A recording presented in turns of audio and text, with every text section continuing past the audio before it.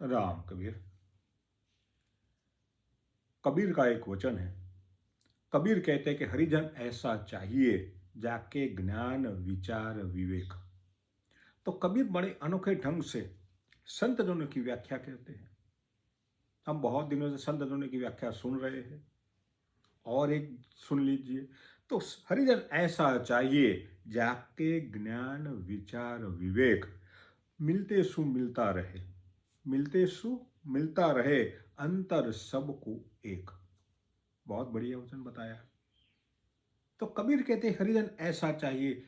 भगवान के जो भक्त है संत जन है तो कैसा चाहिए जाके ज्ञान विवेक और विचार सब एक समान होने चाहिए। वो ज्ञानी होना चाहिए, विचारशील होने चाहिए, बंद मगज के नहीं होने चाहिए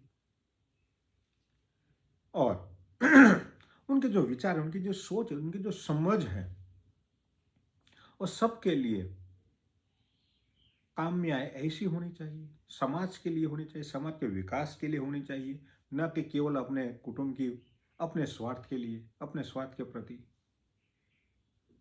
आजकल के मैंने बहुत पंडित पुरोहितों को देखा है। वो सोचते हैं, क्या सोचते हैं? केवल अपना ही स्वार्थ सोचते हैं, अपना ही निकालते हैं। दान दक्षिणा के लिए वो कितने रगड़ते हैं, कितना परेशान करते हैं यजमान को। मैंने वो देखा है। तुम कितना भी दे दो और संतुष्ट नहीं होते।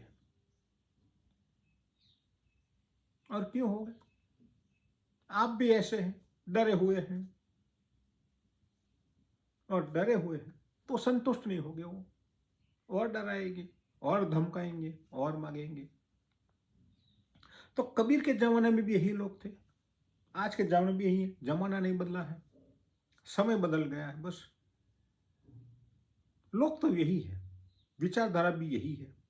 तो कबीर कहते हैं कि हरिजन ऐसा चाहिए जाके ज्ञान विवेक विचार और मिलते सु मिलता रहे। बहुत बढ़िया बात है, मिलते सु मिलता रहे।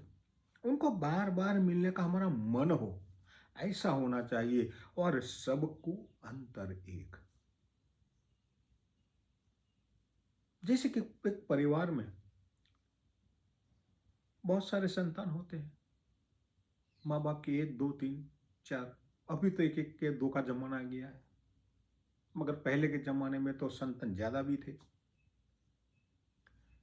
जितने भी संतान है, मगर माँ बाप के लिए संतान अलग अलग है, मगर उनके प्रति अपना जो प्यार है उनमें कोई बंटवारा नहीं कर सकता था।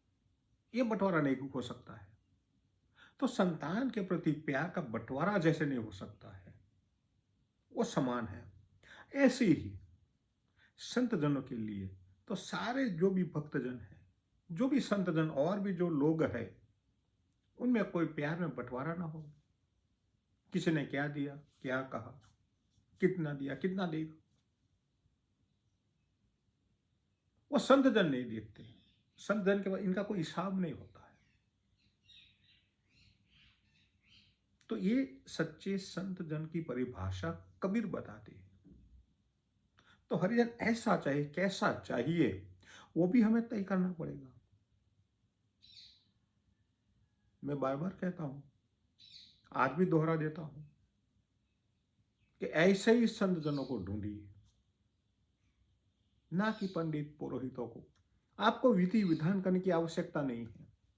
जो भी करना है आपको करना पड़ेगा। आपको विधि भी करनी है तो आपको खुद को ही करनी पड़ेगी। प्यास आपको लगी है तो शुद्ध जल का पेय आपको ही करना पड़ेगा। आपका शरीर गंदा हो गया है, मैला हो गया है, तो स्नान किसको करना पड़ेगा? पंडित स्नान कर लेगा और आपका मैल चला जाएगा। ये नहीं हो सकता है।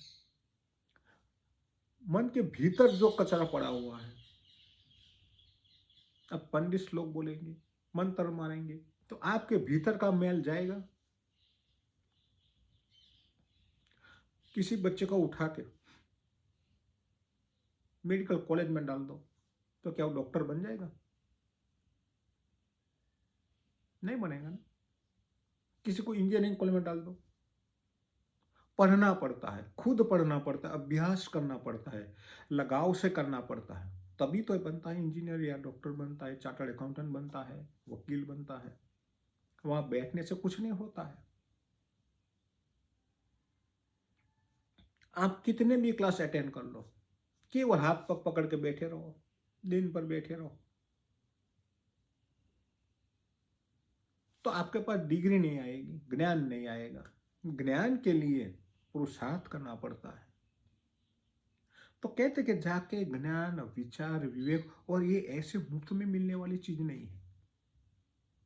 जो भी प्रेम भक्ति रूपी जो प्रकाश है वो पाना है, तो वो बिना पुरुषार्थ किए नहीं हो सकता है, और किसी के प्रयत्न से भी नहीं हो सकता है। कोई कितना भी दावा कर लेने, मैं वो पूजा कर लूंगा आपके बदले में, मैं मंत्र मार लूंगा, देवताओं को प्रसन्न कर लूंगा, आप मुझे दान दक्षिणा दे दीजिए, इतना धन दे दीजिए, इतनी सामग्री भी दे दीजिए, इतना आटा दे दीजिए, इतने ये दे दीजिए, वो दे दीजिए, फलाना ढीकना, सब वो बिठा के दे है ना।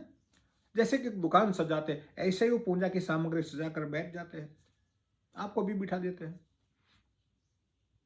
और तोते की तरफ पढ़ाते हैं। चलो अब ये आचमन डालो, अब ये स्वाहा करो, अब ये पी जाओ, अब खड़े हो जाओ, घूमो, इनका दर्शन करो, इनको भेंट दक्षिणा दे दो। तो ये सारा बाह्याचार है, इनसे हमारा ज्ञान नहीं बढ़ेगा। अब ये विधि तो हमने देख ली, अब दोबारा करनी है तो हम कर सकते हैं क्या? यदि जवाब ना में है तो इनका कारण क्यों? हमने तो देख तो लिया, तोते की तरह पढ़ भी लिए, मगर हमारा ज्ञान नहीं बढ़ता है, मन का मैल नहीं जाता है, शरीर का भी नहीं जाएगा तो मन का भी नहीं जाएगा। प्यास हमें लगी है तो हमें ही प्रयत्न करना पड़ेगा जल को ढूंढने का। तो प्रेम भक्ति प्रकाश रूपी सरोवर में स्नान करना है तो हमें ही वो सरोवर को ढूंढना पड़ेगा। और ये सरोवर कौन सा है? वो संत जनों का सरोवर है। मिलते सु मिलता रहे, बार बार जाकर मिलने का मन हो जाए, ऐसा होना चाहिए। क्यों? क्योंकि वहां कोई भेदभाव नहीं है, अंतर सब सु एक ही दृष्टिकोण होता है, एक ही भाव होता है, हृदय का भाव नहीं बदलता है, परिवर्तन नहीं आता है। तो ये समझना पड़ेगा। तो कबीर हमें ये समझाते हैं। कबीर के पास तो बहुत सारे लोग आते थे, बहुत सारे जाते भी होंगे, और बहुत सारे लोगों ने कबीर को बहुत खरी खोटी सुनाई भी होगी, कबीर ने सुन ली, मगर कबीर का भाव नहीं बदला। जो आए उनका भी स्वागत किया, जो ना आए तो अपनी मर्जी से नहीं आए, तो कबीर को जो कहना था वो तो कबीर ने कह दिया। कबीर चुप नहीं बैठे। आपको भी कहते हैं कि आप चुप ना बैठे, आप अपना रास्ता ढूंढ लीजिए, बस भ्रम में मत पड़िए। तो आते रहिए कबीर के संग। ये संत की जो यात्रा है उनको समझ की कोशिश करते रहिए। और कीट भ्रमण न्याय मैंने पहले भी बताया था। एक कीटक भमरी का जो डंक है वो सहन करते करते करते वो कीटक नहीं रहता, भमरी बन जाता है। तो ऐसे ही आप संत जनों की संगत से, संत जनों की संगत में आते रहिए, सुनते रहिए, और अपने आप को इनके प्रति जागरूक करते रहेंगे। तो एक दिन ऐसा होगा आप भी खुद संत बन जाओगे और दूसरों को जागरूक करने का कार्य में आप भी जुट जाओगे। तो आते रहिए, सुनते रहिए, और कबीर के संग हमारी यात्रा को बढ़ाते हुए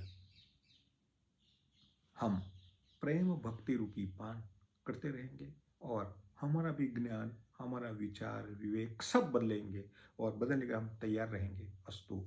राम कबीर।